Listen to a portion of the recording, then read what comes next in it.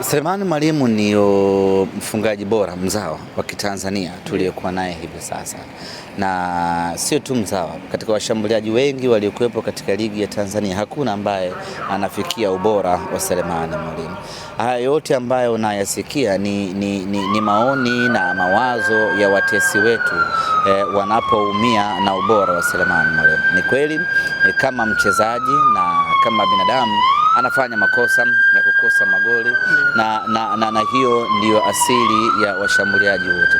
Hakuna mshambuliaji asiyekosa magoli, na ukitaka kuthibitisha hilo, mechi inachezwa dakika 90 alafu timu inashinda magoli mawili au magoli matatu ama goli moja. Maana yake ingekuwa washambuliaji wote wanapata nafasi, mechi ingekuwa inaisha na magoli ya 30, 40, 50, 60. Maana yake ni kwamba kila dakika anapata nafasi anakosa, anapata nafasi anafunga, anapata nafasi anafunga. Magoli yangekuwa watu wanafunga mengi, lakini kwa sababu ya kukosa kwao wanaifanya mechi naisha kwa magoli mawili, goli moja, goli tatu na vitu kama hivi. Kwa hiyo kukosa ni kawaida. Kukosa kwa mshambuliaji hakumfanyi kuwa ni mshambuliaji butu ama ni mshambuliaji mbaya.